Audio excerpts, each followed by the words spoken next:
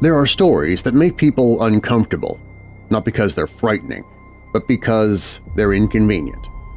They sit at the intersection of things that aren't supposed to go together: hard science and ancient religion, government-approved research and demonic theology, a Caribbean resort, and a war that's been going on since before recorded history. Most people, when they first hear this story, land somewhere between fascinated and genuinely unsettled, and then spend a while afterward trying to figure out which reaction was the appropriate one. But neither fully covers it.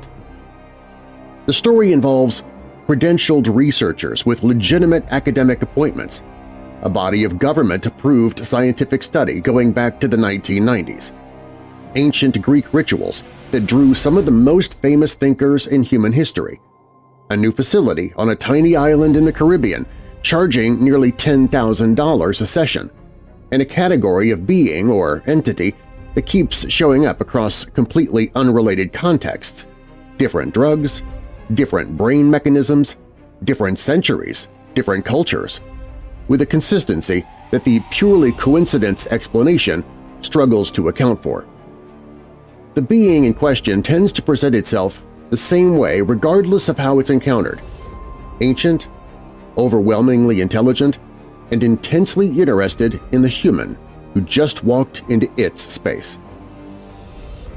People who experience what this episode documents don't tend to file it away and move on.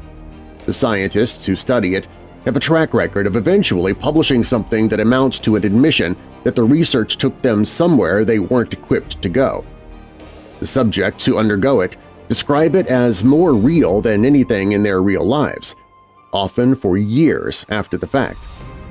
And the theological tradition with the most detailed existing framework for what these beings actually are has been warning about exactly this territory, in exactly these terms, for several thousand years. We're about to look at all of it, where the science leads, where the history points, and what the oldest reliable source on the subject has to say about the beings that are apparently very willing to be found. I'm Darren Marlar, and this is Weird Darkness.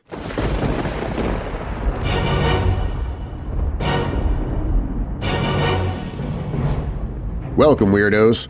This is Weird Darkness. Here you'll find stories of the paranormal, supernatural, legends, lore, the strange and bizarre, crime, conspiracy, mysterious, macabre, unsolved, and unexplained. Coming up in this episode, on March 18, 2026, a new research facility is scheduled to open on the tiny Caribbean island of Bequia, with a goal that sounds like it belongs in a science fiction movie. Its founders want to make contact, real, back-and-forth, sustained contact with the non-human beings that people encounter when they use the drug DMT.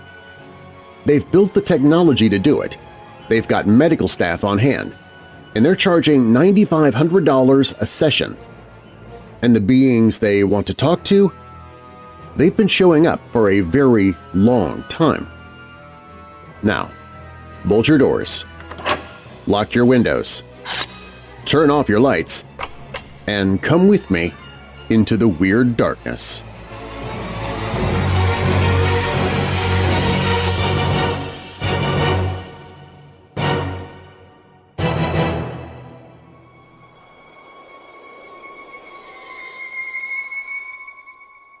DMT stands for dimethyltryptamine.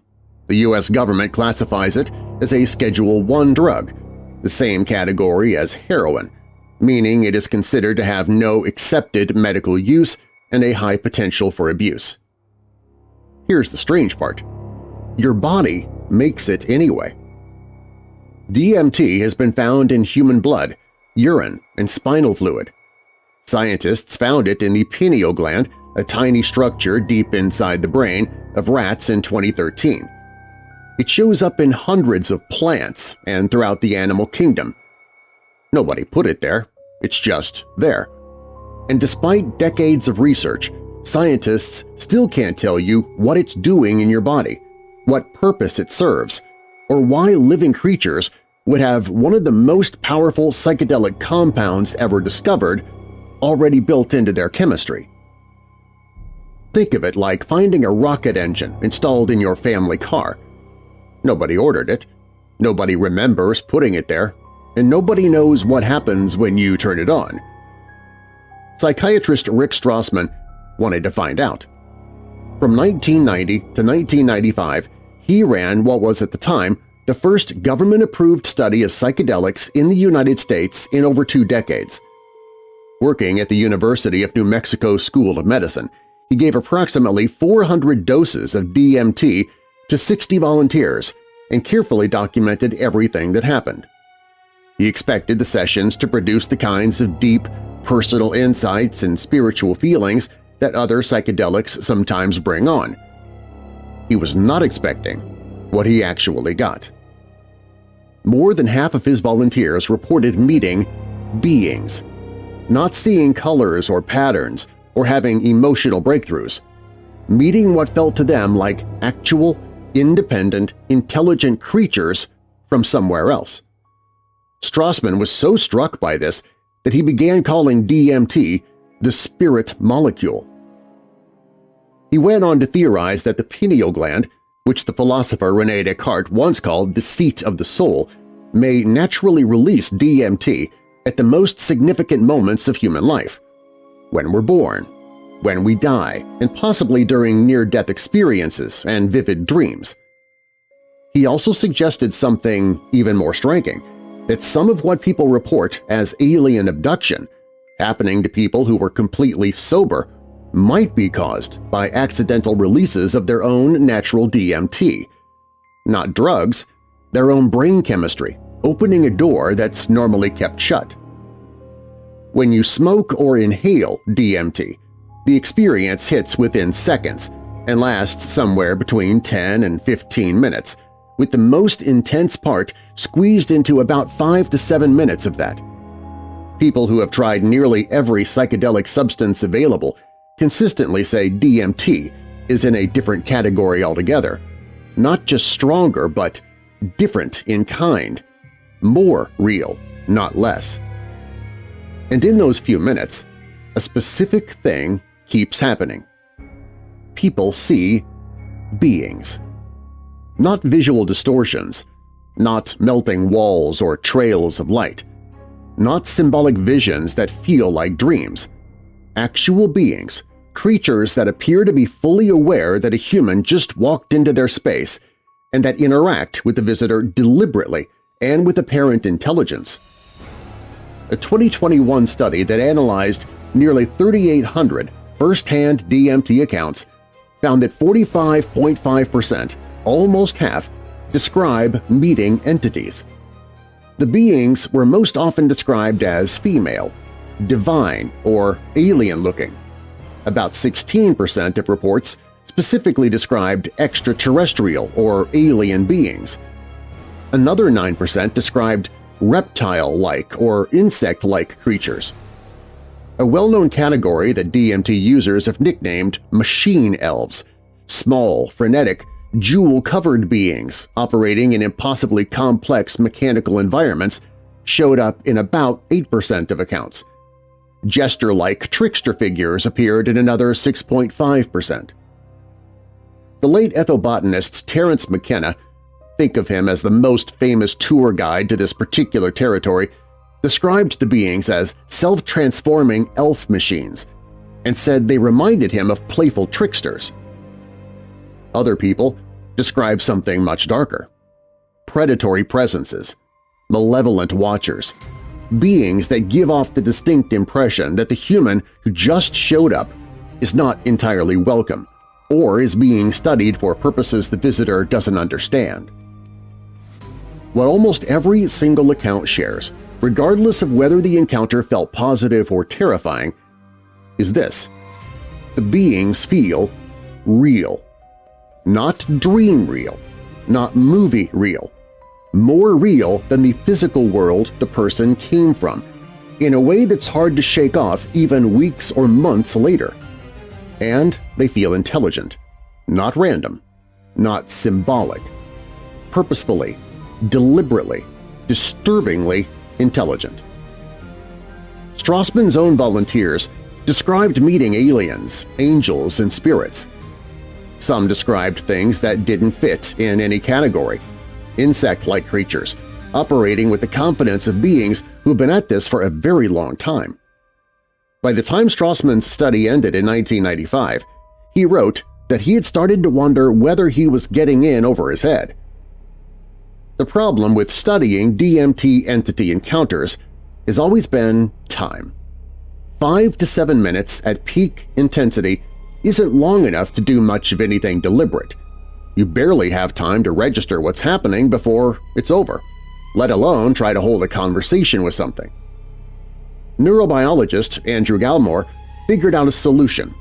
Instead of smoking or inhaling DMT, which produces a fast, sharp spike that burns off quickly, what if you delivered it through an IV drip at a carefully controlled rate, keeping the experience going for 30 minutes or more, like the difference between throwing a lit match and holding a steady flame? The idea was to give people enough time inside the experience to actually try communicating with whatever they found there. He called it DMT-X, Extended State DMT, and proposed it in a 2016 paper. The first real human trial of the system happened at Imperial College London in 2022. One of the participants, a businessman named Anton Bilton, described the experience of waiting for the drip to take effect as feeling like having his head in a guillotine, waiting for it to drop. When it did, he found himself in a place that felt completely real, populated by beings that were aware of him, for approximately 30 minutes, several times longer than any standard DMT experience. Gallimore has now opened Eleusis on the Caribbean island of Bequa, where DMT can be legally administered under medical supervision. The facility's research operation is run through Gallimore's nonprofit Neonautics. The sessions start at $9,500 for a 4-day stay that includes 2 DMT-X sessions, lodging, food, and wellness offerings. Up to 30 guests were expected in the facility's opening month. Everyone is screened medically beforehand, and the IV drip can be turned down or shut off entirely if things get overwhelming, a feature one of the co-founders described as being like ayahuasca with an off switch, since ayahuasca can run 6 hours and there's no stopping it once it starts. Gallimore's own first DMT experience convinced him there was something real to study. He's described it as a confrontation with an intelligence that felt ancient, technologically far beyond anything human, and completely unmistakable as a mind, not a hallucination, not a fantasy. He rejects the word hallucination for what happens during a DMT trip, and his position is that DMT doesn't create these beings. It opens a door to a place where they already exist, a place human senses can't normally reach. The mission at Eleusis is to prop that door open long enough to have an actual conversation. A computer scientist named Marco Rodriguez proposed a way to test whether that conversation would be real back in 2006. Ask the beings to solve a math problem involving prime numbers, something the human subject doesn't know how to solve themselves. If the being gives a correct answer, that proves it's thinking independently, not just reflecting the human's own mind back at them. Nobody has ever successfully run that test. Whether that's because the beings aren't real or because nobody's ever had long enough inside to try is exactly what the 30-minute DMT-X session is designed to determine.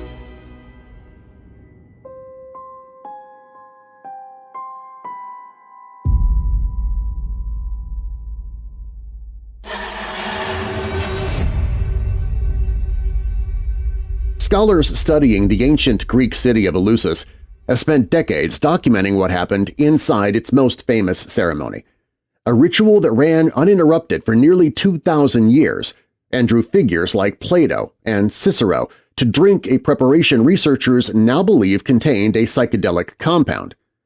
What those scholars also document, And what the modern facility named after the city doesn't emphasize is that the original ceremony was built around an elaborate system of restrictions, gatekeepers, and explicit warnings about categories of contact participants were forbidden to pursue.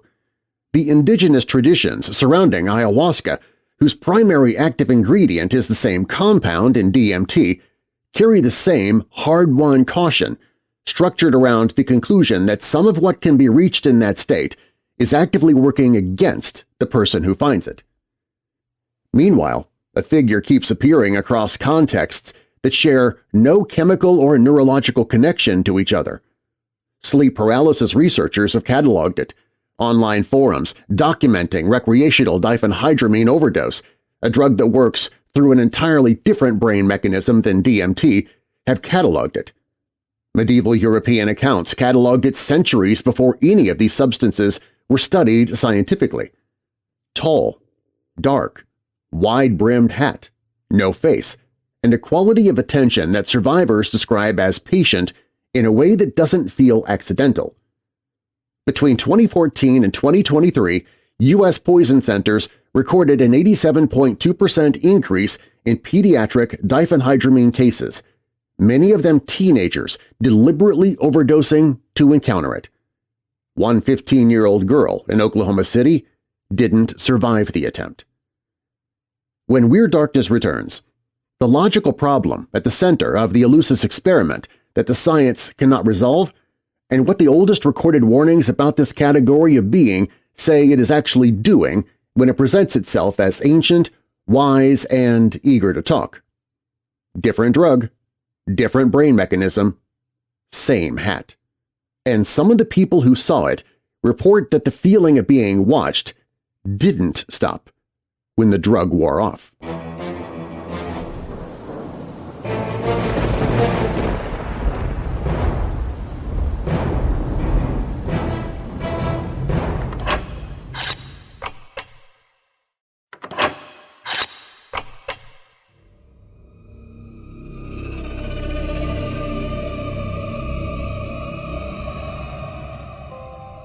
The name of the facility, Eleusis, wasn't chosen at random. Eleusis was a city in ancient Greece, and for nearly 2,000 years it was home to one of the most important secret rituals in the ancient world, the Eleusinian Mysteries. Every autumn, thousands of people, including major historical figures like Plato and Cicero, made a pilgrimage there to take part in a ceremony that promised direct contact with something divine. At the center of the ceremony was a drink called kykeon. A large and serious body of academic research has concluded that kykeon almost certainly contained a psychedelic substance, possibly ergot, a fungus that grows on grain and is chemically related to LSD. The people who went through the ceremony described it as the single most life-changing experience they ever had. Ancient accounts describe contact with beings from other realms, encounters with presences that felt divine, and a complete breakdown of the boundary between life and death, all in a single night. Participants were sworn to silence about the specifics. The mysteries continued for roughly 2,000 years before being shut down in the late 4th century. The modern Eleusis facility sees itself as picking up where the ancient one left off. But here's what often gets left out of that comparison. The original Eleusinian Mysteries were not open-ended or casual. They were surrounded by strict rules, careful preparation, and layers of protection. You didn't just walk in and drink the potion. There were gatekeepers. There were things you were explicitly forbidden to do. There were categories of spiritual contact that the tradition warned you away from. The people running the original Eleusis understood, from thousands of years of collective experience, that not everything you could reach in that state was safe to reach. The whole structure of the ceremony existed partly to protect participants from what they might encounter. That same hard-won caution shows up in indigenous traditions surrounding ayahuasca, the Amazon brew, whose main active ingredient is also DMT. Experienced practitioners who have worked with these plant medicines across generations don't treat entity encounters as open exploration.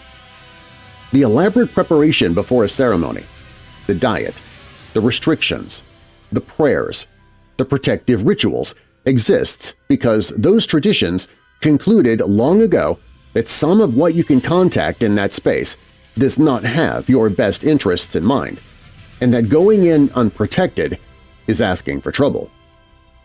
DMT is not the only way to find these things. Sleep paralysis is a condition that at least 1 in 5 people experience at some point in their lives. We've covered it numerous times here on Weird Darkness. It happens during the transition in or out of deep REM sleep, the stage where you dream, where the brain wakes up part way but the body's muscles stay locked in the paralysis that normally keeps you from physically acting out your dreams. You're conscious. You can think. You cannot move.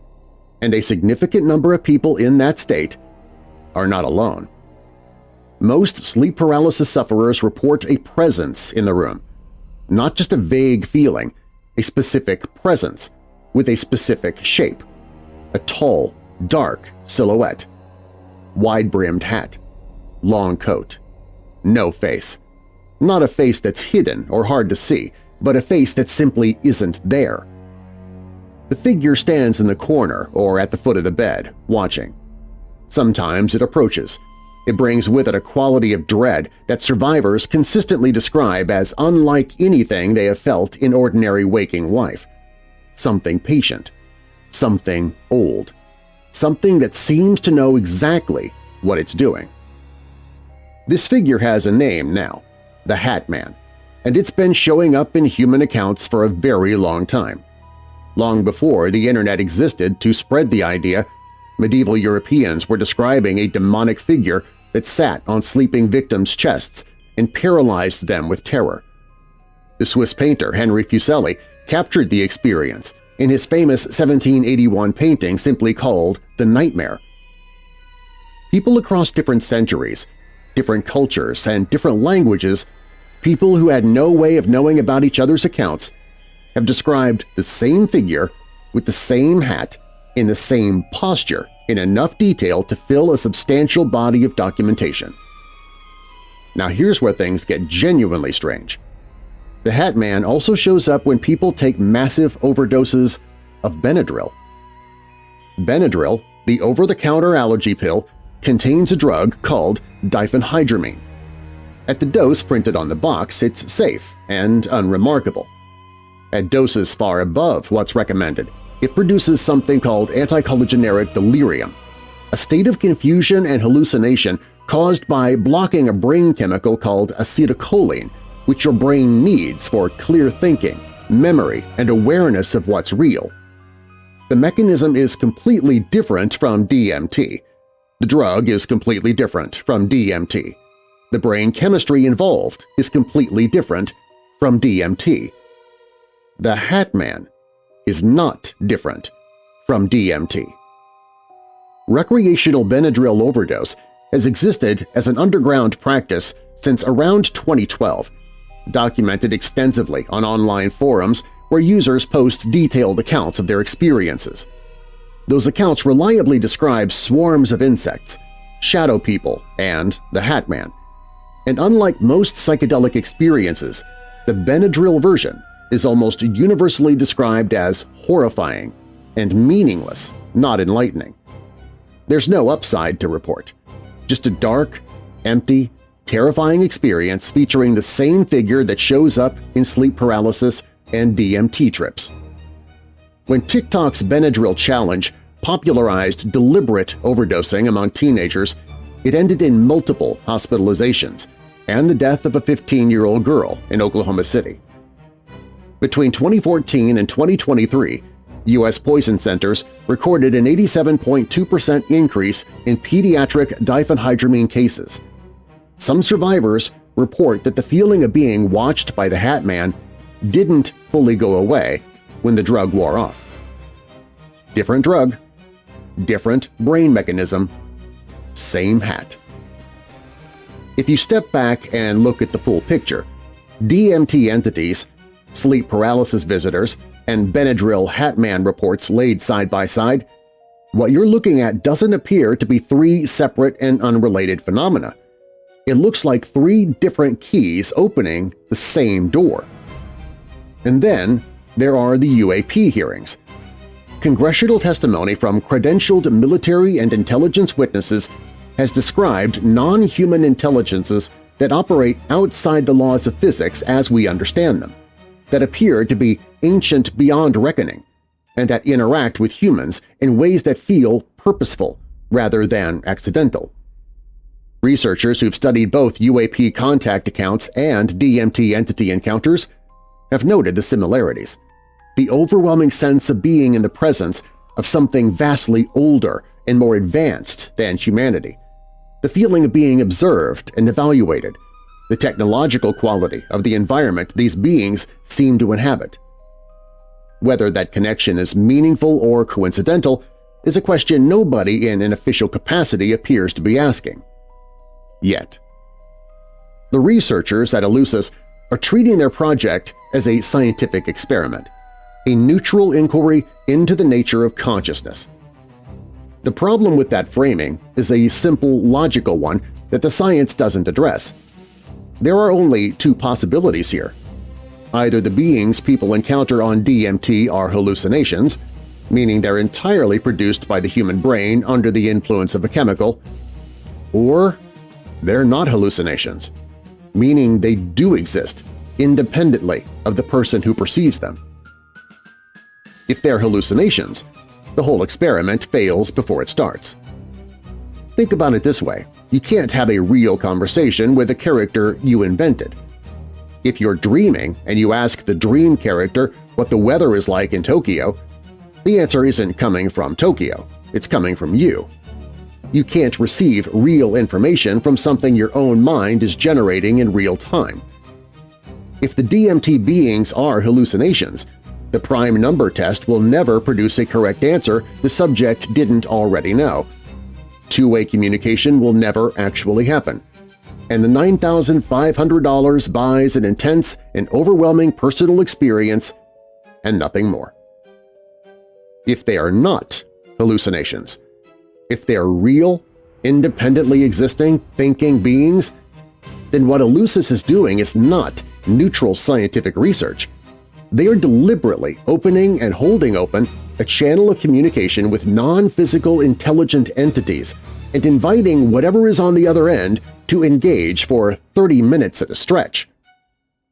And that is where the theological alarm bells start going off very loudly. Because real, non-physical, independently thinking beings of vast intelligence and apparent godlike power are not a new category. Humans have been encountering them, documenting them, and warning each other about them for as long as recorded history goes back. The Bible dedicates considerable space to this exact category of being. The Hebrew term in the Old Testament that gets translated as familiar spirits refers specifically to non-physical intelligences that humans try to contact through ritual, altered states, or forbidden practices. The warnings that surround those passages are consistent and pointed. These beings exist. They can be contacted. They will present themselves as ancient and wise and powerfully knowledgeable, and they are lying. That is the consistent warning across traditions that have the most historical experience with this territory. Not that the beings are imaginary, that they are real, and that they are not telling the truth about who they are or what they want from the contact. Gallimore's description of what he encountered – ancient, technologically sophisticated, unmistakably intelligent – matches that profile precisely. The beings that show up in DMT space don't point people toward God or toward moral clarity. They don't send their visitors home with guidance toward a better life. They are described again and again as overwhelming, absorbing, and intensely interested in deepening the contact and pulling the visitor further in. That is exactly what a deceptive intelligence would do. Strassman, the scientist who started all of this, admitted he reached a point where he felt he was getting in over his head. That was with sessions lasting 5 to 7 minutes, with no attempt at deliberate communication. Eleusis is proposing 30-minute sessions, with the channel intentionally held open and both parties actively trying to connect.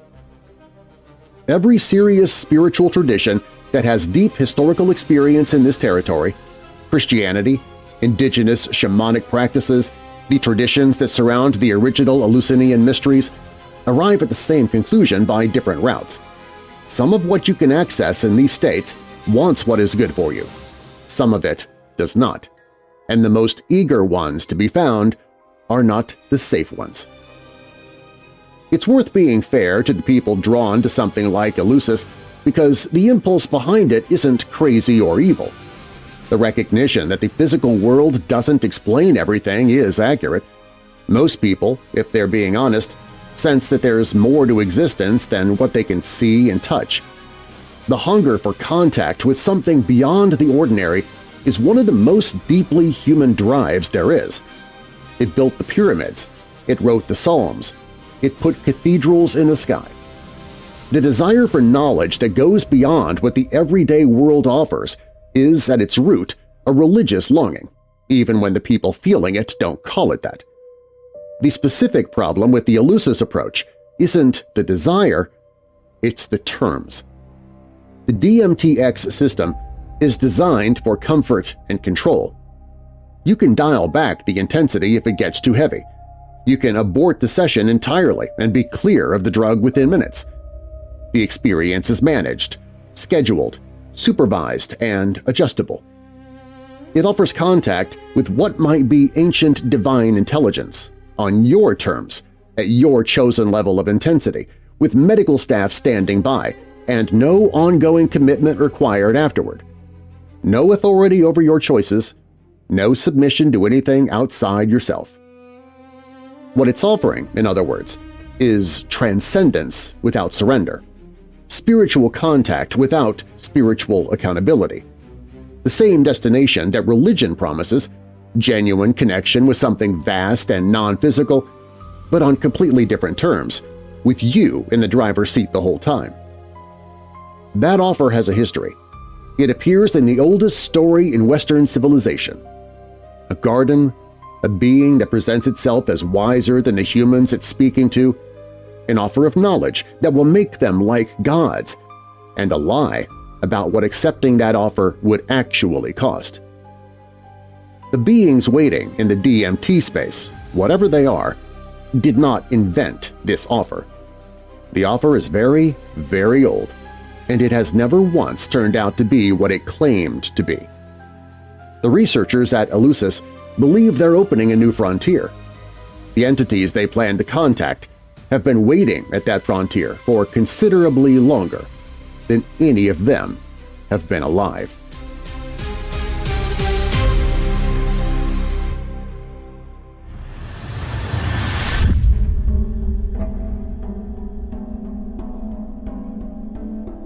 The Bible names the category of beings that show up in DMT sessions, sleep paralysis episodes, and Benadryl overdose accounts, and it does so with the specificity of a document written by someone who already knew exactly what these things are and what they want.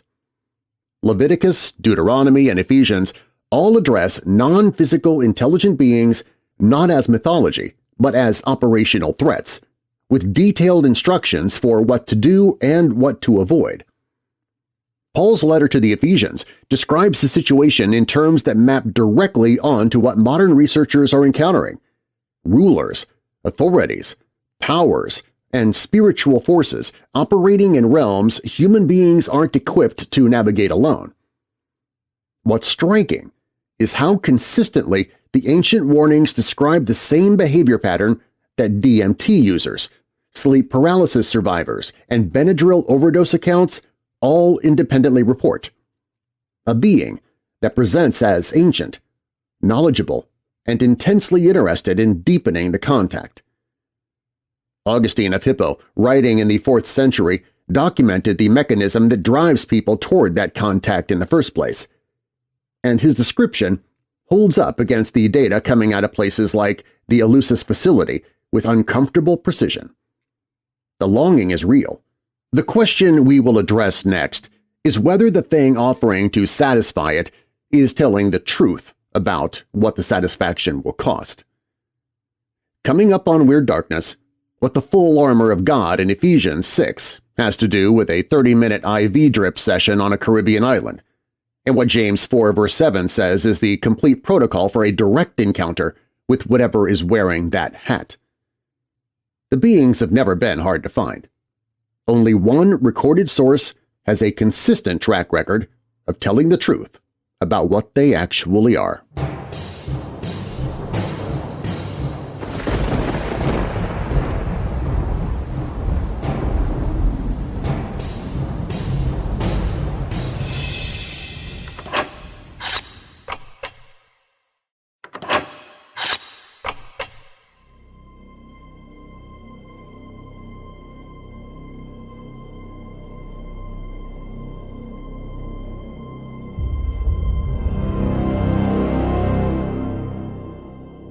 So here's where we sit with all of this. And here is where a typical Weird Darkness episode morphs into a message for my weekly Church of the Undead.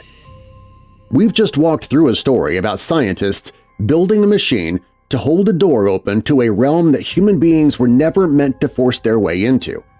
And the beings on the other side have a track record that goes back further than recorded history. We've seen that record show up in sleep paralysis, in Benadryl overdoses, in DMT labs, in congressional testimony, and in ancient Greek rituals. Same beings, different doors. And we're standing here together, as people who live in a world where all of that is happening, asking the same question that humanity has always eventually gotten around to asking. So, what do we do with this?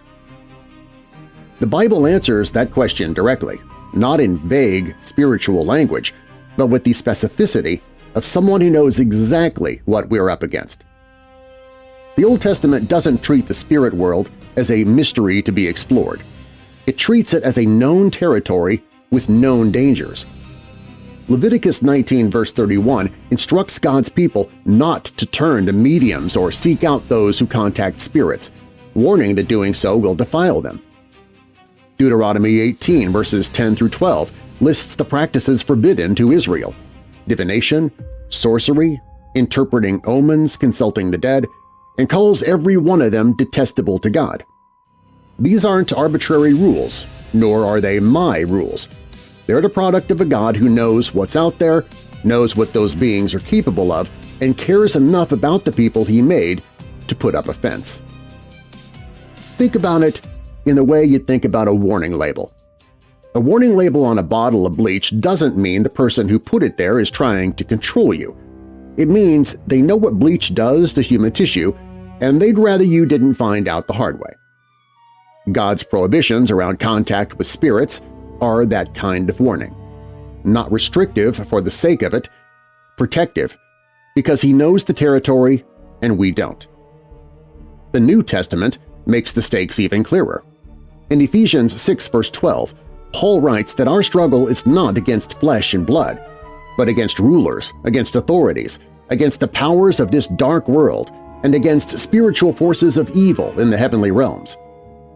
Paul is talking about a real war, conducted by real, non-physical beings against real human beings. He's not being poetic. He's describing the actual situation we are all living inside of, whether we acknowledge it or not. The people at Eleusis don't acknowledge it.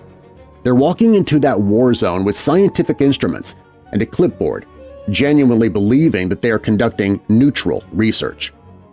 The beings on the other side understand the situation considerably better than that. Here's the part that hits close to home for all of us, or at least it should.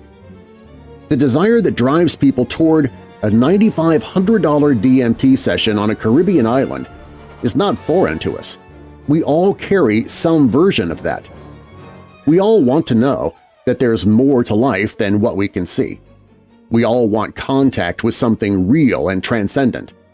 We all, at some level, want to be in control of how that contact happens, on our terms, at our pace, without having to give up anything or submit to any authority we didn't choose. That's not a fringe impulse, that's the human condition. Genesis 3 tells us exactly how old that impulse is. The serpent in the garden didn't approach Eve with an obvious lie. It approached her with something true enough to sound reasonable, that eating the forbidden fruit would open her eyes and give her knowledge. The lie wasn't in the promise of knowledge. That part was truth. The lie was in everything that got left out, what the knowledge would cost, what it would do to her relationship with God, and who was actually making the offer and why. The being in the garden presented itself as helpful, wise, and interested in human flourishing. Its actual interest was the destruction of everything God had given humanity.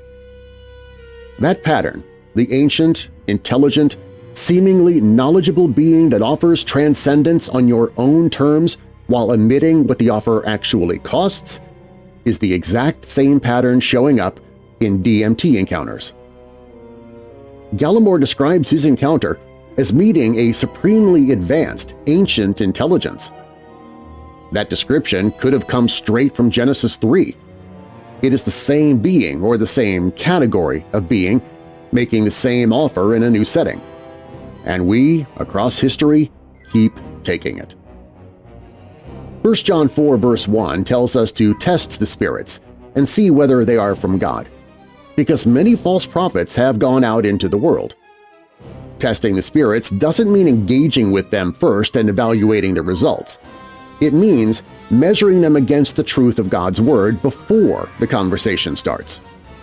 By that measure, every being that appears during a DMT session and presents itself as ancient, godlike, and intensely interested in deepening contact, without a word about Jesus, without pointing toward repentance, without anything that resembles the fruit of the Holy Spirit described in Galatians 5 verses 22 and 23, fails the test immediately and completely.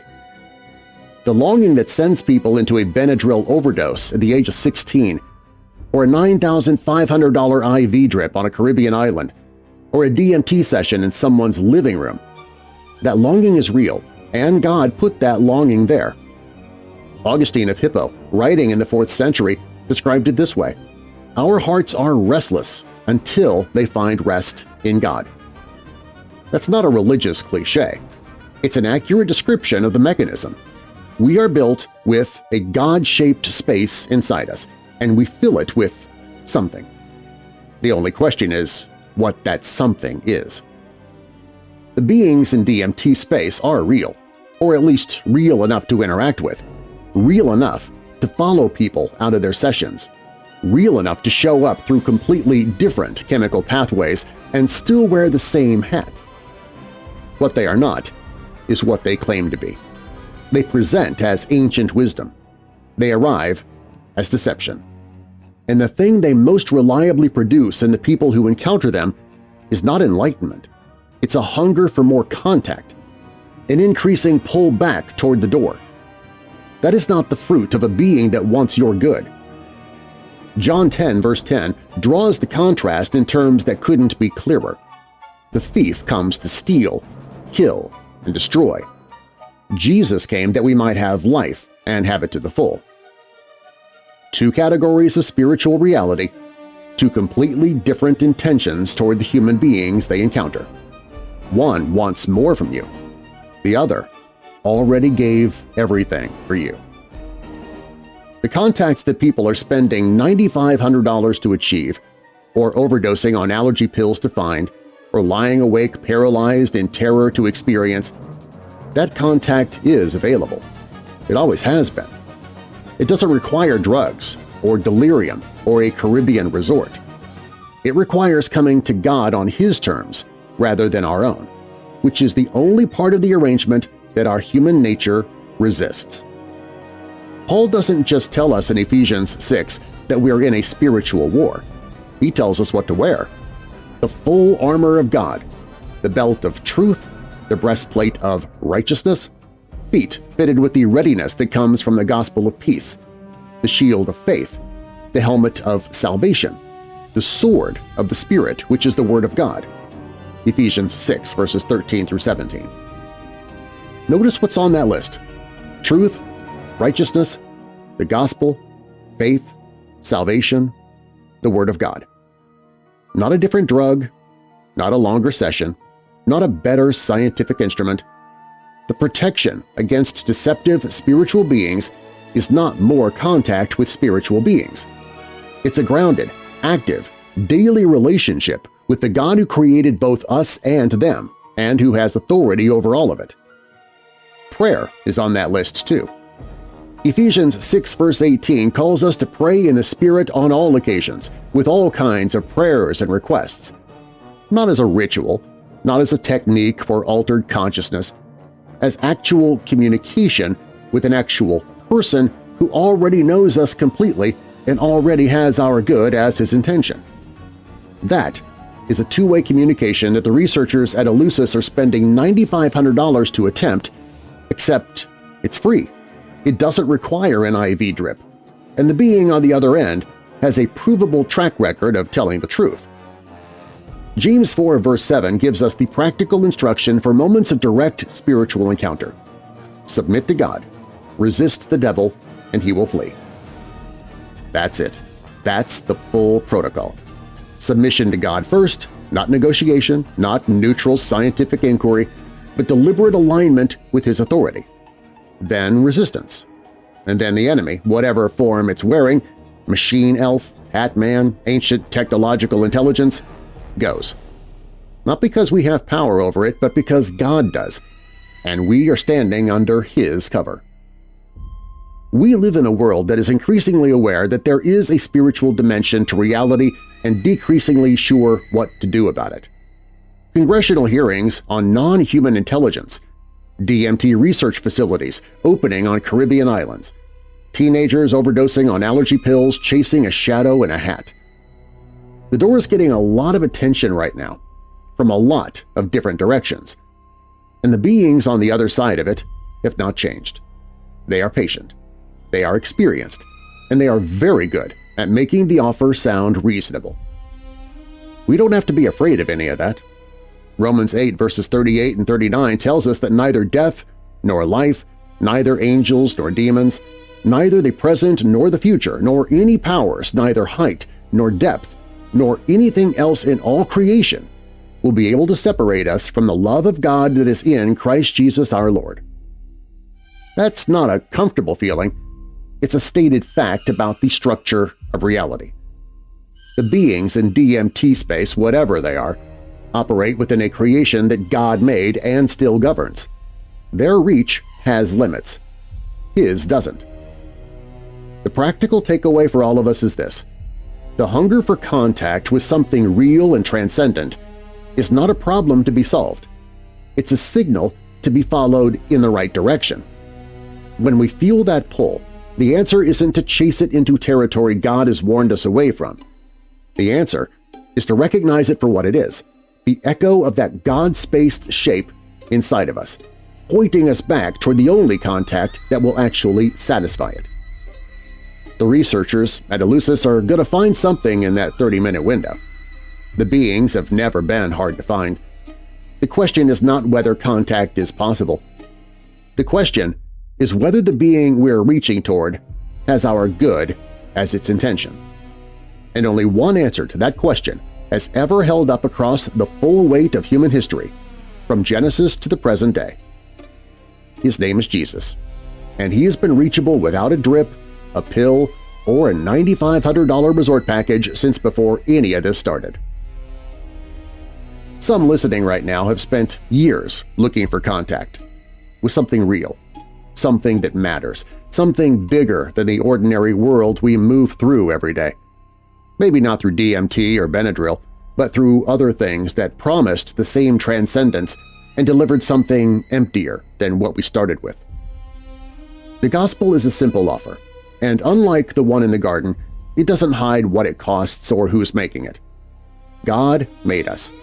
We broke the relationship through choices that put our own judgment above His, and that separation has consequences. The Bible calls that sin, and the weight of it is something all of us have felt, even if we've never called it by that name. God's response to that separation was not to leave us in it, though. He sent Jesus, fully God and fully human, to take the consequences of our choices onto himself. Jesus died carrying what we owed, and 3 days later he walked out of that tomb, which means death itself doesn't have the final word over the people who belong to him. Accepting that offer is not complicated. Romans 10 verse 9 says that if we confess with our mouth that Jesus is Lord and believe in our heart that God raised him from the dead, we will be saved. That's the whole thing. That's the door. And unlike the one that DMT opens, walking through this one puts us on the right side of the war described in Ephesians 6, with the full authority of heaven behind us. The beings in the DMT realm are ancient. The one who made them and governs them is eternal. And he's the one holding out his hand right now, not asking for $9,500, not requiring us to lose our minds to reach him, and not lying about what the contact will cost. It costs us our independence, our insistence on doing this on our own terms. The part of us that would rather open a chemical door into the dark than walk through the lit one that's been standing open all along. That's the trade. And for everyone listening to me right now who has felt that pull toward something real, that is the one that will actually get you there.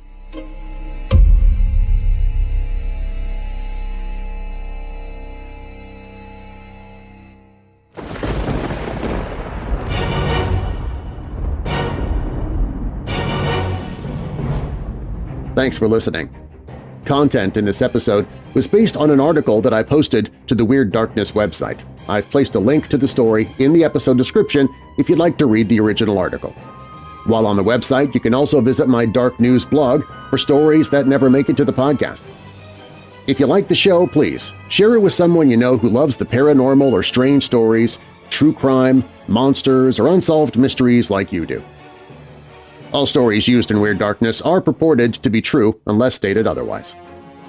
Weird Darkness is a registered trademark. Copyright Weird Darkness. And now that we're coming out of the dark, I'll leave you with a little light. 2 Corinthians 11 verse 14. No wonder, for even Satan disguises himself as an angel of light. And a final thought from my favorite book of all time. There are two equal and opposite errors into which our race can fall about the devils. One is to disbelieve in their existence. The other is to believe and to feel an excessive and unhealthy interest in them. C.S. Lewis. Preface from The Screwtape Letters. I'm Darren Marlar. Thanks for joining me in the Weird Darkness.